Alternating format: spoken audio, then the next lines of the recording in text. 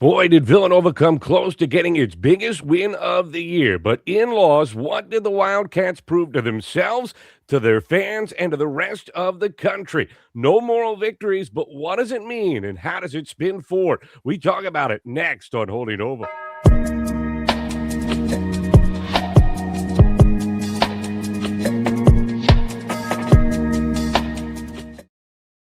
Hi, everybody, and welcome to this edition of Holding Nova. We are part of the Big East Energy Network. I am Matt Janis alongside David White. It is snowy all across the East Coast. Hopefully, you have dug your way out of the snowstorm that arrived on Sunday. Schools closed on Monday, Tuesday. As this episode comes out, well, we'll wait and see. But it was quite the snowstorm, quite the entertainment, though, on the eve of the snowstorm, David, as Villanova was able to push UConn to the edge. But we got to start with, you're down there in North Carolina. Normally, you don't have to deal with this type of weather. How you guys handling it down there? Wait, this was completely overblown. So leading into this weekend, it was, it's going to snow. There's going to be like 12 inches of snow. And then slowly it became, it's going to be an ice storm. Everybody's going to lose power. Even as of yesterday, the meteorologists were saying, we're not out of it yet. All right, at 4 o'clock, some more rain and sleet is going to come. People might lose power. Nothing. I mean, we got probably 1/4 of an inch of snow and ice on the ground that's all melting now. Well, we got a foot. So they didn't overhype the snow totals. They did overhype the ice a little bit. I'm okay with them overhyping that. We kept power, which was my biggest priority. Let me tell you what, though. I know I'm getting old because when I started shoveling that snow, I tried to hit into it last night. Man, I had to take a couple of breaks halfway through. That snow is heavy. Oh, man. Yeah, I was out there today trying to get the little bit of snow and ice off of the driveway so that it can all drain and hopefully not refreeze tonight.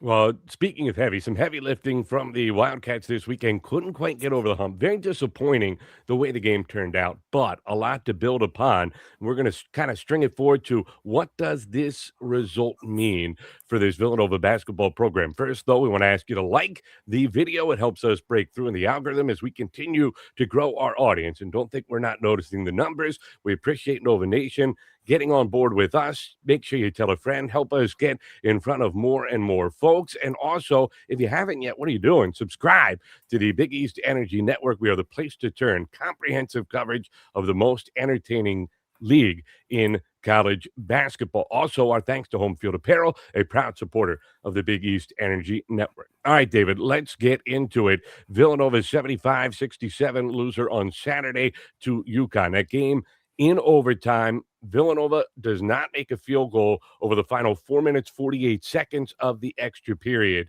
It was a bitterly disappointing loss, and yet there was so much to take from that game. Let's start with the negatives, though, of what went wrong down the stretch, of how UConn was able to steal that one in Hartford. Well, I know we were texting during the game. It seemed like ball movement just stopped, and they started going with a lot of one-on-one, kind of forcing things up. Not because in the first half, I think what was working well was they were moving it.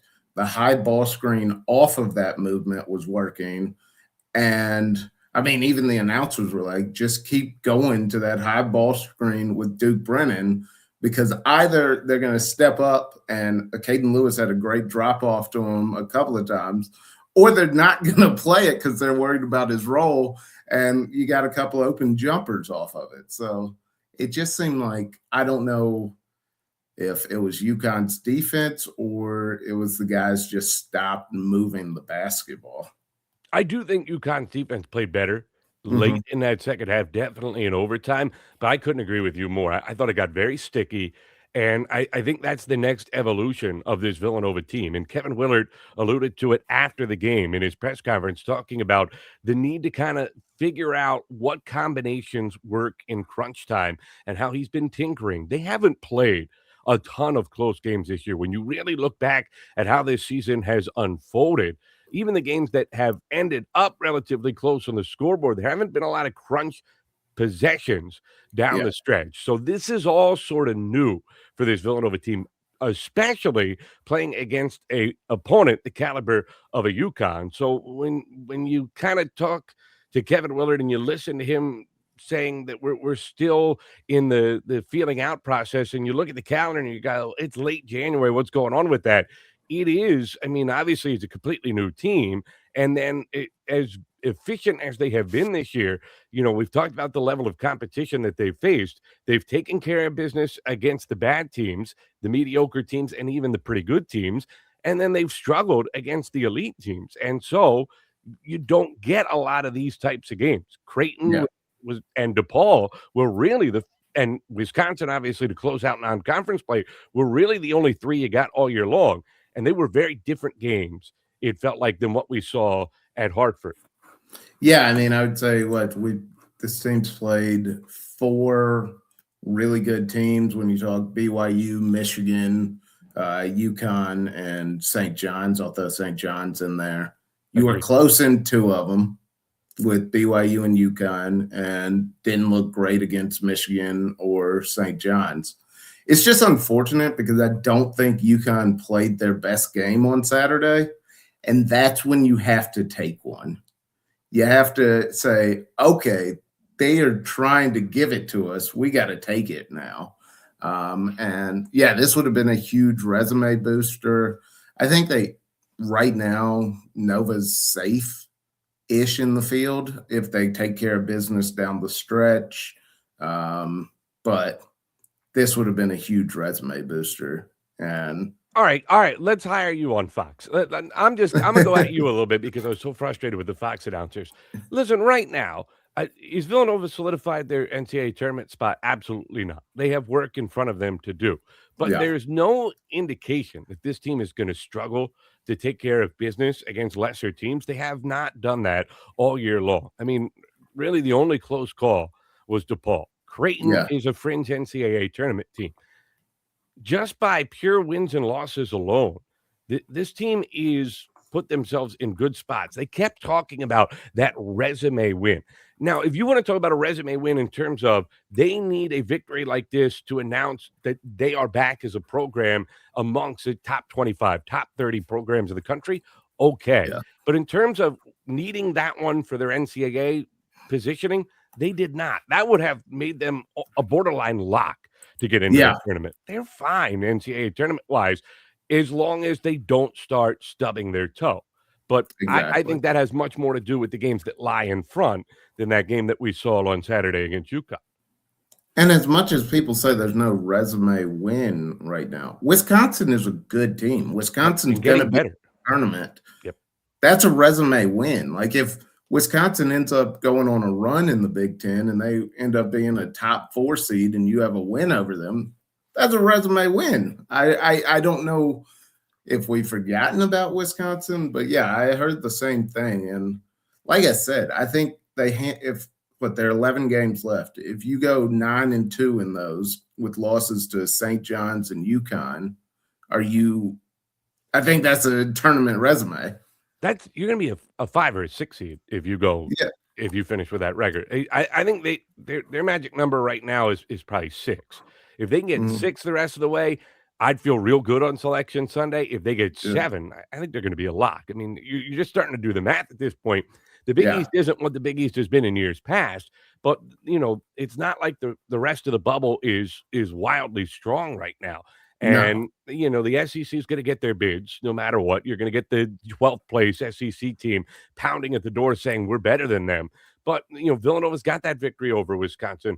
Pitt's not good, but they beat a mid-tier ACC program. I mean, I just think they're going to be fine as long as they don't fall apart here down the stretch. You look at the game, and in overtime, you knock down the 3 to start the extra frame, and then don't make another field goal the rest of OT. We talked about the lack of ball movement, trying to play one-on-one. That was a little interesting. You could even go back to the last possession of regulation where you kind of spread the floor. You had it with a 15-second or so differential shot and game clock. They didn't wind it all the way down to the final 5, but I thought there was just too much aimless passing around the perimeter instead Mhm. of purposeful ball movement where you're looking to get the defense prone, make the defense rotate or move at least. And kind of Yeah. when they do that weave look 35 feet from the basket, UConn was kind of just content to say, all right, throw the ball out there and then kind of stay in position defensively. And it ends up with a shot off the bounce that gets blocked from 25 feet. I Mhm. didn't understand that because it's not like you're going to be able to hold for one. In a game where I thought Kevin Willard was magnificent, I was a little puzzled by what we saw there at the end of regulation. I mean, I honestly thought both teams' final play to end regulation were not good. You didn't get any movement. I mean, yeah, Bryce Lindsey taking a three against a bigger defender off the dribble with not even a screen happened. I don't think that's going to be very successful most of the time. Obviously, if he can get it off and you get it off the rim, maybe you have a chance of a Duke Brennan putback because I think Duke Brennan played a great game. But yeah, I don't love that. And then on the other end, I mean, UConn just went one-on-one with Caravan, who's a good player. I just don't think like against more athletic guards, he's that great of a driver. So I think both teams did not draw up the best play down the stretch. Well, especially for Villanova, Bryce Lindsey did not have his typical day. And I guess if you look at this game, big picture, which we're going to do a lot of over the course of this episode, the most encouraging part for the Wildcats, they get to overtime on the road against the number 2 team in the country. And I know UConn didn't play all that well, Yeah. although this is the way UConn has played the last month or so. So there's an argument to be made that this kind of is the Huskies. They're just a tough team that can grind out and win close games. But Mm-hmm. you had Bryce Lindsey for Villanova go 0 of 8 from the field and Acaden Lewis go 1 of 13. If I told you coming in, Lindsey and Lewis were going to combine to go 1 of 21 on their field goal attempts, what would you have predicted the losing margin to be for Villanova? 20. I think I would have went higher. I really do. Yeah. Like, I think I would have said, oh my gosh, 25-30, a Dick Vitale warm up the bus situation. Yeah. That they got themselves in position to steal that game with Lewis and Lindsey struggling the way they did. You know, Mm-hmm. we can pick at the decisions down the stretch from Kevin Willard. This is a really well-coached team, David, and Yeah. it is wildly encouraging into what this program can become. Oh, I agree. I mean, Kevin Willard, he drew up a good game plan. I don't doubt that he had them ready to play. They attacked UConn well in that first half. I just don't know what happened carrying over to the second.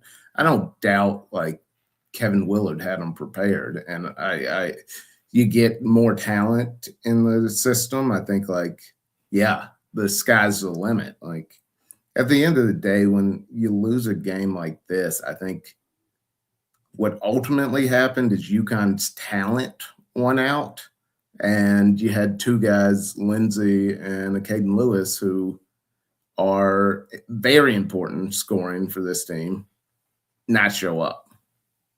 Now, again, we will get to the positives in a moment, but one more thing that we got to focus on. This has become, I don't want to say common, but he's a freshman. He is learning, but against the best competition, Acaden Lewis has had some struggles. I was pleased to see Kevin Willard let him play through these struggles. I don't think he really had any type of a choice against this UConn team, especially with Lindsey struggling. He had to leave Lewis out there. And while Lewis could not buy a bucket to save his life, he's still going to get himself involved. He has the 5 assists. He turns the ball over just 2 times in 27 minutes. It was good to see Acaden kind of put his head down and figure out ways to put his teammates in position to grind through and almost get one down the stretch. But how do they get Acaden Lewis to play better against the best competition? Or is that something where you think it's just going to take some reps for him to figure out as he gets these opportunities? Yeah, I think because the opportunities of playing a team of the caliber of UConn have been so few and far between. I mean, you went BYU a long stretch before Michigan, long stretch again. He just needs more reps against really good teams. But like you said, I mean, 5 assists, 2 turnovers, that's a good day. I think he's 1 for 13. If it's not your day, I don't know that you can jack up 13 shots, but I don't remember seeing many that were just overly bad shots. I thought he forced a couple threes early, and then he went away from it. You know, I don't think they were necessarily bad shots. They were just early. And, you know, he hasn't developed that three-point shot the way they had hoped coming into the year. So maybe in a game like this where every possession you know is going to be critical, you don't take that three with 14 or 15 left on the shot clock. Albeit, a couple of them, you did have opportunities at offensive rebounds because they came off of reversals and ball movement. And for Villanova, that was missing in the second half. Bryce Lindsey, same kind of story. The 0 for 8 performance, not indicative of what we've seen from him the last few weeks. I think UConn's length really gave him problems. That was one of our concerns coming into the year because he is an undersized guard. His quickness has been able to cover for it. But there's now a clear book out on Bryce Lindsey and on what Villanova looks to do to use him and get him open. And it seems like teams have maybe made that next adjustment and are finding him along the perimeter and forcing him to put the ball on the deck. And he's kind of struggling to get it near the rim. Yeah, no, I think that's exactly right. I mean, I think Acaden Lewis and Bryce Lindsey are both struggling against bigger guards. I think both of them need to develop a little bit more of a mid-range game where you're not taking it fully into the post, but when you get a guy on your hip, you're able to pull up and just shoot it from right there. And I haven't seen that from them. Acaden Lewis seems to want to go to the rim every time, and I love that. I love that tenacity in him. I'm just saying that there's a big down there who's coming over to block your shot. So I'd love to see them develop a little bit more in the mid-range game. I know that's not exactly Kevin Willard's style. It's more layup or three. But I don't think with their size, you can rely fully on just laying it in or taking a three, especially on nights where the three isn't falling for Lindsey, and just Acaden hasn't developed that three, like you just said. And, you know, the thing about Lewis is I do think his mid-range game is get into the paint and dish off. We see a lot of leave-offs where he either comes to a jump stop or he works his way to that 10 to 15-foot range and then gives it to a big. He's been very effective with that. But you're right, very rarely off the bounce is he pulling up, taking a jump shot before he going all the way to the bucket. Let's go to the positives. You got to start with Tyler Perkins. Was there a couple shots maybe you would have wanted back in overtime? Sure, but I feel like he felt as though the game was on his shoulders. And you know what? He deserved to feel that way. 16 and 10 against that UConn team in that environment. I couldn't be more impressed by the way he just willed himself to the basketball. I mean, he was all over the floor. He played extremely well. I think that, I mean, going into this, I think we've said that he and Devin Askew were the two guards where it didn't seem like the moment was too big for them in any of the big games. They may not have played well, but they at least looked like they were willing to take the shot, to get in, to mix it up. But Tyler Perkins, I mean, what, 2 for 5 from three. I didn't see many shots where it was like, that's just awful. There's sometimes where he'll force up some threes. I don't remember seeing any the other day, but all around good game. 2 assists, no turnovers. Yeah, you can't expect much more out of him. How about the play of Duke Brennan? 16 and 14.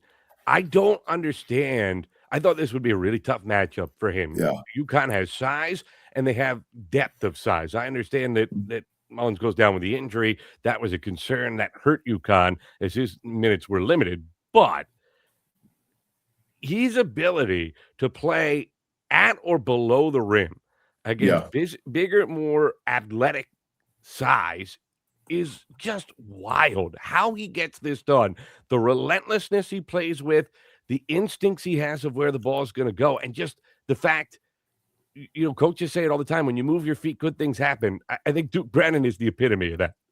7-0 boards. I like that is all effort. That is 100% effort, just going after the ball and going to get it. I mean, he and Tyler Perkins both with double doubles. They're the reason that what otherwise could have been UConn just blowing them out on the boards ends up with them -3. That's a perfectly fine rebounding margin.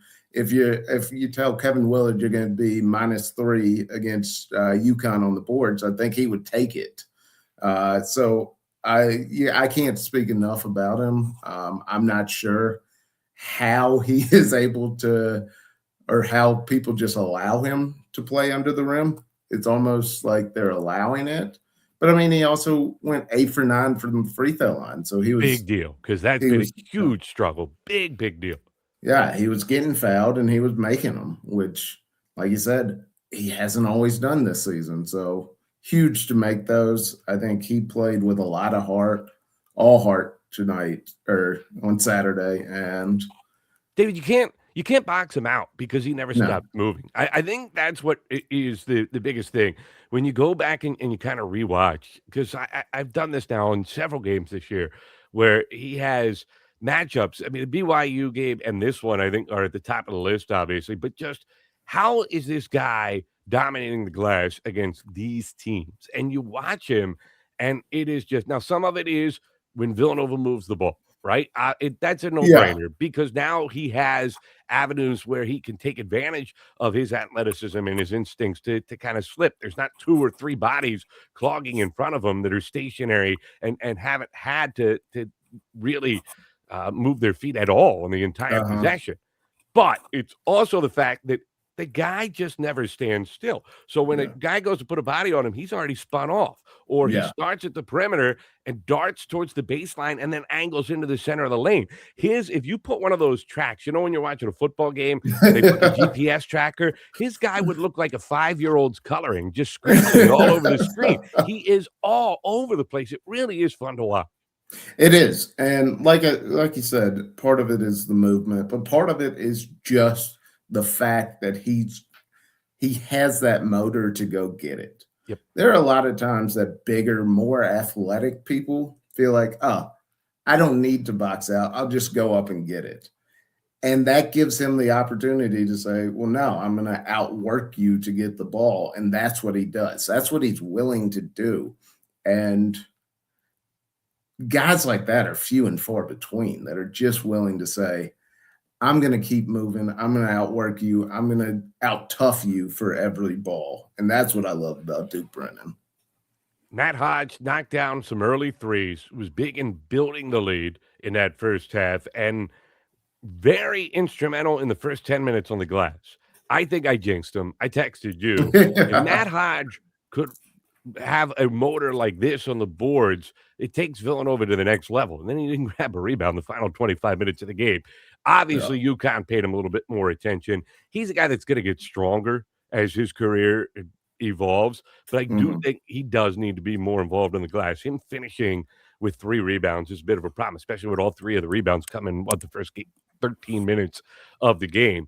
But his ability to space the floor and make UConn's bigs come out and guard him certainly helped everybody else get involved on the glass.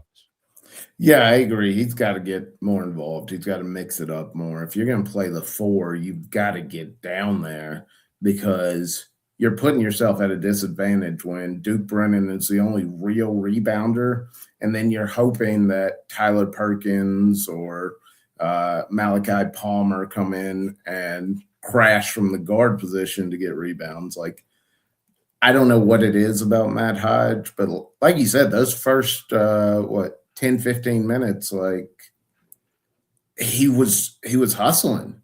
He was going in there. He was boxing guys out. I thought he looked great. And yeah, you probably put the announcer's jinx on him. Said, stop doing that. Yeah, my bad. But I do think it's in there. And again, his presence on the outside. The biggest thing with Matt Hodge is when his 3-point shot goes, it makes Villanova's offense look completely different. As he's Yeah.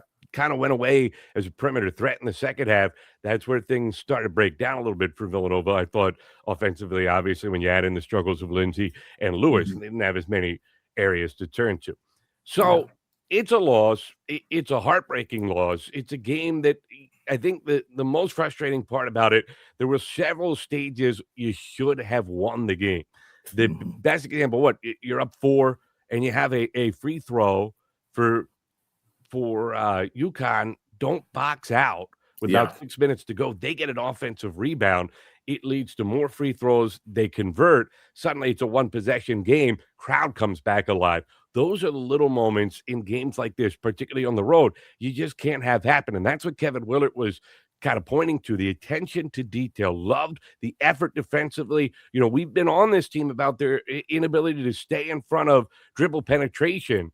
There is Yeah. another level, though, to this defense. When they play with synergy, you can just see that's what Kevin Willard's kind of just trying to clog everything up. And Yeah. there's just nowhere to go. And they are the sum of all their parts are better than the individual parts for sure defensively. Oh, definitely. And like Grant, kudos to UConn. Solo Ball got out of his shooting slump. He made some difficult shots, but I thought they played really good defense as well. I think they were there for the vast majority of the shots, but it's those little things like not boxing out on a rebound. You can't do that when you're hoping to beat a better team. Like you have got to do everything in your power. Boxing out is to win the game. I think that when you give UConn extra possessions like that, you're just asking for them to take over the game. Villanova led for almost 30 minutes in that game Mhm. on the road against the second ranked team. UConn's got some issues offensively. I'm not sure how great a shooting team they are. I keep thinking it's just a funk they'll get out of it, and then they play another game, and it's the same thing. And at a certain point, they Yeah. gotta start making some shots. They had, what, 7, 8 wide open threes in the first half that didn't go. They missed 6 layups in the first half. I understand that Villanova made them feel a little uncomfortable with what they were doing defensively. Those are shots you gotta convert, especially with UConn's size.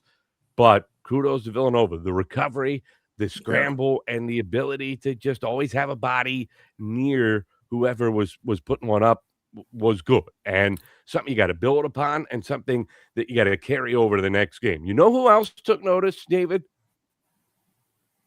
Mr. Hurley. He was he was very impressed, and he thought that this game said something about the future of potentially the Big East.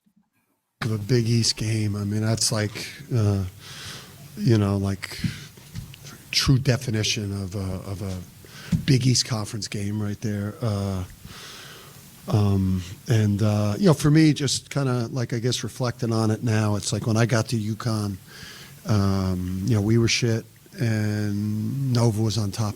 It was the best program in the country. And then we rose, and they struggled a little bit. I thought what you saw today is going to be the beginning of, I think, these UConn Villanova games, some classic games, where both teams are championship level at the same time. So I think you're going to see this rivalry and these games being played when both teams are at the top of college basketball, because I know what they look like in year one. With Kevin, the staff, they made us earn the shit out of this one. Yeah, I don't know why Hurley can't speak without cursing, but it's just what he does. But he is, he's very good at reading the tea leaves of the Big East. It was after the Mhm. Villanova game, Jay Wright's last year, where he said, "You better get us now," right? And Mhm. talked about we're coming. And he was right about that. They would go on to win the next 2 national championships. They're trying to get back to the Final Four this year. Obviously, they've got some work ahead of them, but they are, by all accounts, a top 2, 3 team in the country. Yeah. And this guy is looking at that Villanova program, what they're capable of, and the coach that they have put in place to lead it, and talking about them getting back not just to the top of the Big East, but to the top of college basketball. And if you're a Wildcat fan, it's one thing to hear, people like us that are watching this team day in and day out, and maybe are a little biased towards things going well for Villanova. It's another thing for a coach of a different program who has that kind of stature to say that had to be music to Villanova fans' ears. Yeah, and I think he's right. I think Kevin Willard he's outpaced all of everything I thought he would do in year one. I thought it would be better. I think both of us thought, okay, they'll be on the bubble and probably be on the wrong side of the bubble in year one, but you'll see improvement. He's gotten this team playing to NCAA tournament level.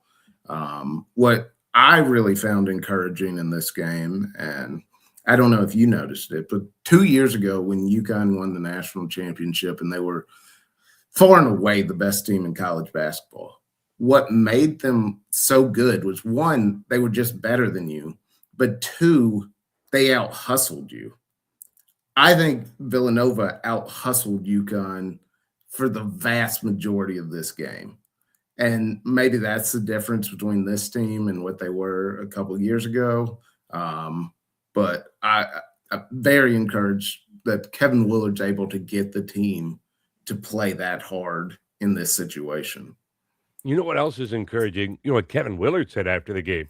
He was not talking moral victories. He was pleased with the way his team played. So he was proud of this group, loved what they did defensively. But when asked, are you encouraged by coming up here on the road against the second-ranked team in the nation and taking them to overtime? Kevin Willard's response was, no, I don't like to lose, and I thought we should have gotten that game today. That's what you want to hear. That's a coach that has expectations for this team and knows that they're capable of getting over the hump. Again, this isn't the year that they're building around. This is the start. This is like that team the year before UConn started this big-time run. But they were an NCAA tournament team that had moments. You'd like Villanova, obviously, to find a way to get one of these against St. John's at the Garden or UConn at home. But being competitive against that type of program, and more than just competitive, not, oh, that was a good game. Like, that's kind of what the BYU game was at the beginning of the year, right? Like, they could have stole that game.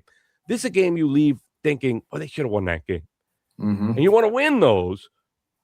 But coming into the year, did I think they'd be at UConn and you'd leave saying, well, they should have won that game? No, I did not.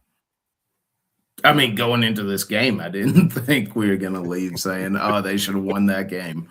But like you said, the BYU game was just BYU basically had control of the game the entire game. There were times when Nova made runs that pushed them, but BYU was in control. This game went back and forth. Nova had the lead. There were, for what you said, almost 30 minutes of the game, they had the lead. So, like, this 29-45. Yeah, this was a game where they were fully in control. They did what they wanted to do. It's impressive. I know I love Kevin Willard not taking the moral victory because the moral victory does nothing for you. But I do love being able to go on the road to the number 2 team in the country, a team that by all accounts is right in the mix to win a national championship, and be able to compete. I don't think they had the horses right now to actually win that game down the stretch, and I think that's part of what we saw. But you were in it the whole game. Whole game you were in it. And, I mean, had a possession to take the lead in the final minute. Were you holding on for dear life? For sure. But it's not like you build a 20-point lead. It's not, UConn laid an egg against Providence a few weeks ago and had to storm back and win that game in overtime. This wasn't that.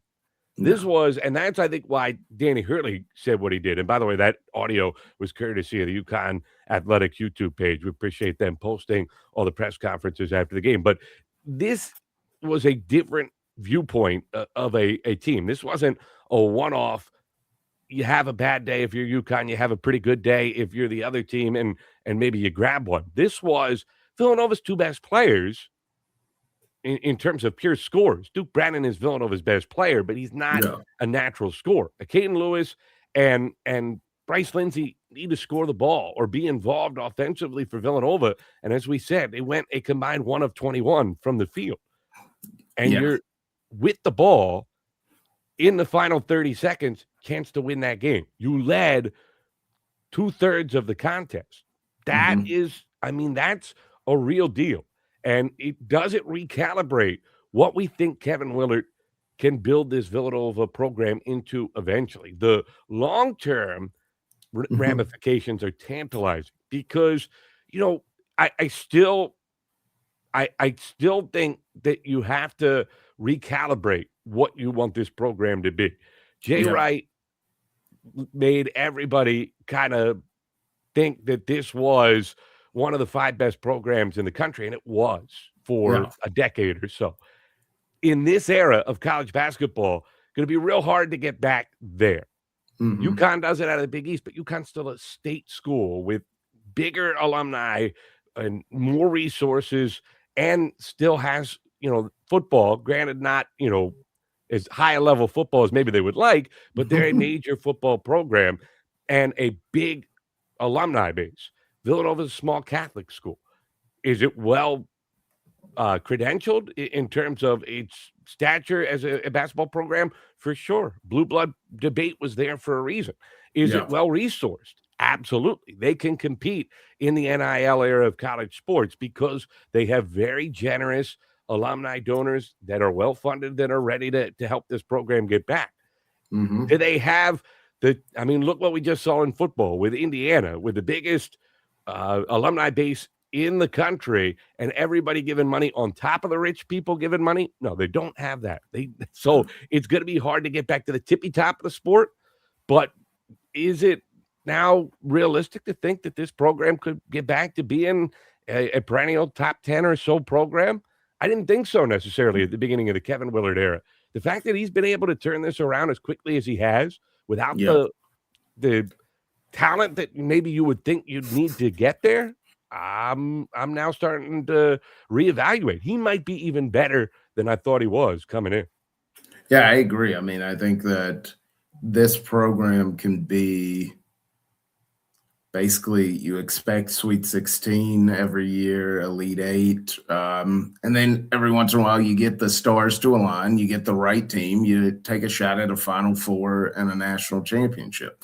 Probably more often than other programs. I think every 5, 6 years, you're like, yeah, all right, this is a team that can go out and win a national championship with Kevin Willard at the helm. But also, he's getting great. We didn't talk about Devin Askew or Yes. Malachi Palmer, and I think he's getting great things out of them. Malachi Palmer made a few hustle plays that I just thought were huge in big moments. That Like, was the Malachi Palmer I think everybody thought you were getting. And remember, mhm, we've talked about this. I think people thought he would be kind of a bigger piece early because he understood Kevin Willard's system. And it yeah, didn't work out maybe how we all envisioned, but he has found his role now. And on a team that thought it was going to be so deep coming into the year, that is now playing, 6 guys, 30 or more minutes, Malachi mhm. Palmer 15 to 20, and then trying to just steal a couple minutes from Pierce here and there. You need Malachi Palmer to be a consistent contributor. Yeah, for sure. Yeah, and not necessarily offensively, but on the defensive end, getting on the floor, all those hustle plays, that it was huge. I think Devin Askew is the exact guy that we thought this is the guy you need him to be, Yep. assuming that Acaden Lewis would come along, which I think he has, just he's not shown up in these huge games yet. But 3 for 4 from three, 4 for 9 overall with 13 points in 28 minutes. I mean, that's a good line. He did what he needed to do on the floor. It sucks that he fouled out, but that happens. Let's talk about that for a minute. I wanted to wait till we got deep into the show because I do not think this is the reason Villanova lost the game. I thought it was bad both ways. But explain to me how there was no danger of either team reaching the foul limit in the first half. It seemed to be a contest where you could get away with quite a bit. And then suddenly in the second half, especially early in that second half, they decided to call it in a completely different fashion. You couldn't touch people. You couldn't breathe on people at times. And suddenly in a game where no one got to the foul line in terms of reaching the limit in the first half, each team had two critical guys dealing with foul trouble down the stretch. What the heck? I have no idea. I hate when refs do that, when they call the first half one way, and it's like they go back into the locker room and they're like, oh, man, we only called 7 fouls that half. We got to make up for it in the second. Look, in the first half, there were 11 free throws taken, and in the second in overtime, you had 33. Like, you've significantly changed how you're calling the game. I was so worried for you doing that math on the fly right there. I really was. 15 plus 15 plus 3. Got it. Yeah. I saw the gears grinding.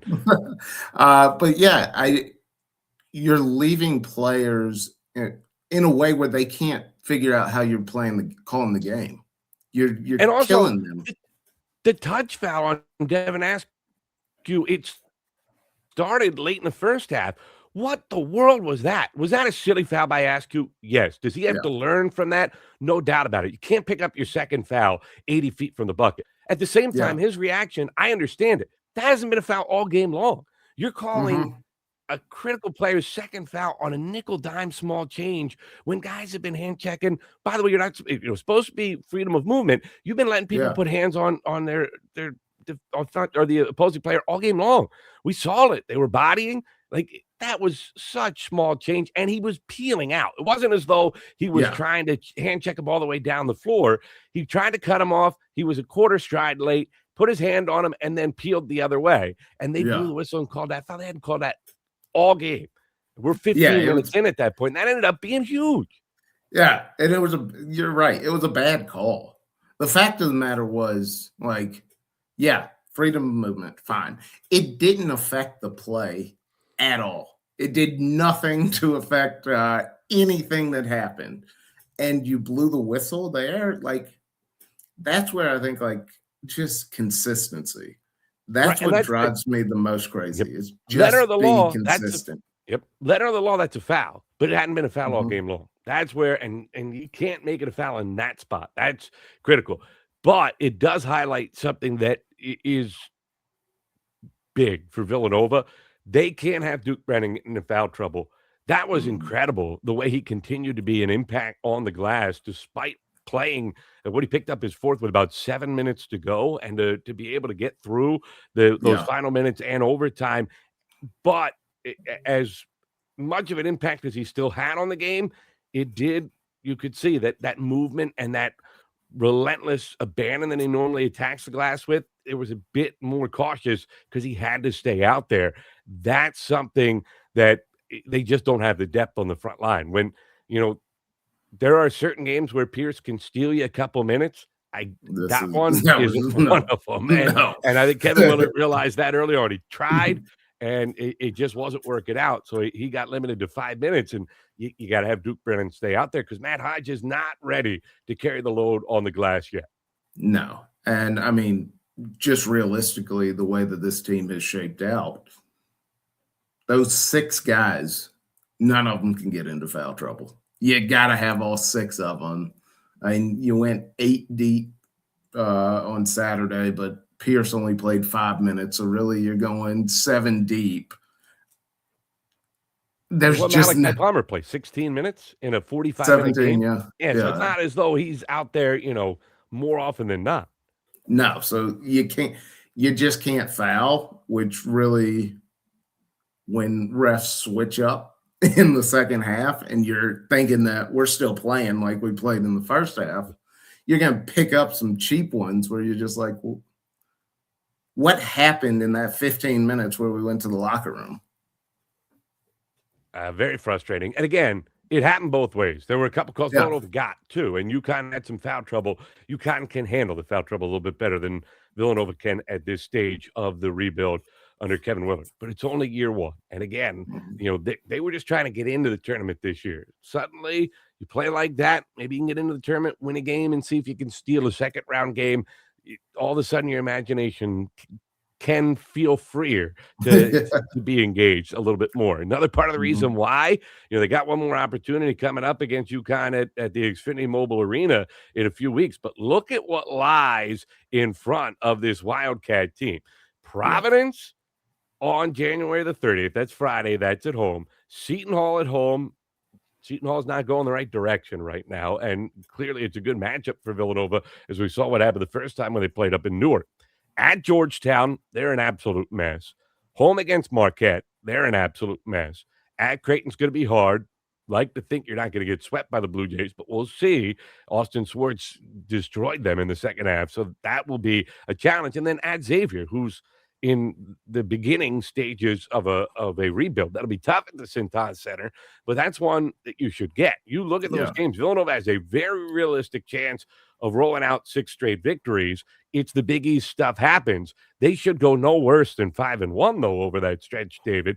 4-2 would feel like a failure, but even that puts you in pretty good position. But if you can get through these next 6 games at 5-1, you've got a chance to go into that UConn game 20-6, and you're going to be in the top 25 at that stage, and you're going to have a lot of eyeballs on your program, a huge crowd at Xfinity Mobile. That's a chance to really kind of, hey, we're back type of situation. Yeah, you got to love the way the schedule works out right now. You definitely got to pick up 4 before you go to Creighton. You got to pick up all 4 of those, be locked in, focus on that game, don't look ahead on the schedule. Like you said, at Creighton, that's going to be a fight. I think that hopefully they remember the first game and they're a little disgusted at I don't think they played their best game against Creighton, so hopefully they are ready to play and really to prove that they are a better team than Creighton. And then, like you said, at Xavier's a good team, but you shouldn't lose to them. So I'd hate to say they're going to pick up all 6, but I think realistically they could. I don't know if I'm ready to say should. They should at least pick up 5, like you said, and then at Creighton, maybe that's a coin flip. Yeah, I mean, that's the thing. And Seton Hall is not going to be easy, and it's Big East. Stuff happens. But, if you finish worse than 4-2, something has gone really, really wrong. And now you're starting to put yourself into a little bit of a tournament tight spot with games against St. John's and UConn still waiting down the stretch. But realistically, really good chance of getting 5 out of 6. You can certainly win all 6 of those games. And if you do somehow peel off 6 straight wins, and Nova's been really good about beating teams they should beat this year, being 21-5, going into that UConn game with a real chance of pulling an upset. Yeah, how about that? And different momentum from UConn. UConn expected to do this. You didn't expect to do this. You go in rolling 6 straight off. You're feeling real good about yourselves, and you're playing high. You're playing free. That would be obviously best case scenario because I think you're going to play a really good game against UConn again. Now, this is our job in the media to look at this stuff. You've been in the coaches' room, though, before. What Nick Saban would call this rat poison. How do you keep your guys from thinking and letting their minds wander towards these same thoughts? Because that's the way that you don't end up rattling off 5 out of 6 or all 6. Yeah, I mean, you just got to keep focusing on the next game. I mean, what's the coach speak? Next man up. Whatever comes, you got to be prepared to play. You can't look 7 games ahead for UConn again. You got to look to Friday. and take care of business. So that's going to be the discipline of the team, whether they're that disciplined. I think having a guy like Devin Askew in the locker room who can say, listen, no, this isn't going to be let's look ahead because we're just going to roll these off. We have to come out and play every night. That's the concern, is you just think in your head, oh, we're better than these teams, so we'll just roll the balls out and be fine. No, be ready to play because they're going to be ready to play. All right, good stuff, David. We're going to let you go, take a quick break, talk about our friends at Home Field Apparel, and then when I come back, I'll talk about a disappointing result for the women's basketball team over the course of the weekend. Big East Energy Network is partnering with Home Field Apparel. They are the best place to turn for your throwback needs in terms of sports apparel, especially if you're looking for great throwback stuff from the Big East. It is high quality, high comfort, and yet it looks like stuff that was made in 1980 in terms of the feel. A lot of throwback stuff looks fake. It looks like it's stuff that was built today, but it has that, kind of forced throwback feel. This isn't it. This stuff looks like the real deal, but with all the modern comforts of the new materials that are Home Field Apparel's specialty. You can get that throwback Wildcats look from the 80s. You can get that beautiful V light blue quarter zip that they have right now on display. Or if you're a child of the 90s, remember those loud, colorful Villanova uniforms that everybody used to talk about in the Kerry Kittles days? They got some great stuff with that Villanova logo and with the Wildcat that is, looks like a cartoon character, but brings back those great memories. They've got you covered. We're going to take a link in the description below. We'll bring you to the entire Villanova collection, but it doesn't stop there. All teams in the Big East, lots of colleges, lots of pro teams, Home Field Apparel. They are the place to turn for your throwback needs, and we thank them for their support of the Big East Energy Network. All right, welcome back, Holding Nova, as we talk about the women's basketball program now. Big loss over the weekend as they drop a 71-58 decision against St. John's. That game on the road, quite frankly, was not as close as that final score would indicate. Denise Dillon, if she has had one qualm with this team this year, every once in a while, they have taken it for granted, in the words of the Villanova head coach. Just kind of show up and figuring, hey, we're good, we'll be all right. And it has to have the attention to detail and the execution of the system with the way this roster is constructed. And that was not there at all in that game on Saturday. Jasmine Bosco, who has been struggling with her shot a little bit of late, the scoring has started to tick down. Maybe too much load on her shoulders. Maybe she's starting to fatigue. Remember, she suffered the ankle injury against DePaul. That might be something that I know that she's feeling much better now, but does it have kind of a long-term impact with as much as the Wildcats rely on her? 3 of 16 from the field. Villanova led that game 5-2 in the first quarter, and St. John scored the next 24 points in the game, take a 26-5 lead, never look back from there. Wildcats could not eat into the margin. They were down 18 at the break, 20 at the end of the third. They grew a little bit early in the fourth. Nova, little bit of points down the stretch, and I know it drives people nuts. Those actually were kind of important points in terms of the metrics. 20-point loss would have been a little disastrous in that spot. It still takes away a lot of the margin for error for this Villanova team. They lost the 2 non-conference games to Fairfield and Princeton.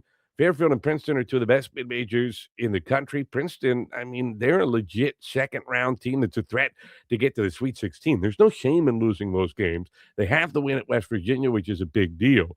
But they also lost at Marquette.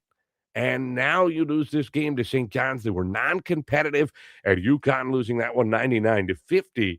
And just the way the women's selection committee has always kind of operated, they don't give a lot of the benefit of the doubt to the non-power conference programs. And while the Big East is a power conference program, they are clearly a rung behind your top 4. And certainly the top 2 have separated themselves from the rest of the country, Big Ten and SEC. So the question has been all year long, can the Big East get 3?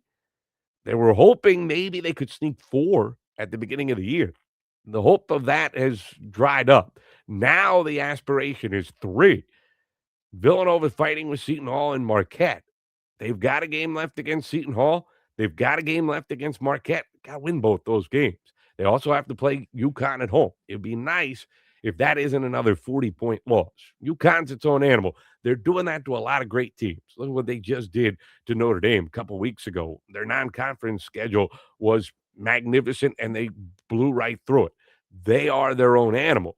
But that's the kind of things that, do games with Harry Peretta, doing the game tonight against Providence with Harry Peretta. And he talks about all the time. He had a team that he thought should have gotten into the tournament, didn't think it was really all that close. And the feedback he got from the committee was they played UConn 3 times and were not competitive in any 3 of the games. And they dinged him, did not let him into the tournament. Still think Denise Dillon's team is okay, but this is the type of result that takes away your margin of error the rest of the season, and especially against Seton Hall and Marquette. You can't get swept by Marquette, and you don't want to drop one to Seton Hall. You'd like to go in clearly with the second-best resume in the Big East, because I just would be hard-pressed to think you're not getting 2 teams out of this league, especially Villanova having that win at West Virginia. It's a big one in their back pocket. As competitive as they were against Princeton and Fairfield. Yeah, they're at home. Yeah, you would have liked to get one of those games, but they're legit teams. And you lost coin flip games. But you take care of business here. No doubt about it the rest of the way. It starts against Providence on Tuesday night, and you just beat Providence by 30 at Providence. You have dominated them at home. This is the type of game where you kind of make a little bit of a statement with a bounce back. Tough, though, with the weather. He didn't get to practice on Sunday. Monday was kind of a bit of a mess with the university being closed. Tough journey for the players to get down to the gym. I'm sure they got their work in, but not ideal. Let's put it that way. And a big bounce back game coming for Denise Dillon's program is they got to keep stringing together the wins to get their name called on selection show in the NCAA tournament. That'll do it for this edition of Holy Nova. For David White, I'm Matt Janis. We will talk to you again next week. Wildcat men back in action against Providence on Friday. Wildcat women against Providence on Tuesday. Both games at the Finneran Pavilion. Until next week, I'm Matt Janis. Thanks so much for tuning in to Holy Nova.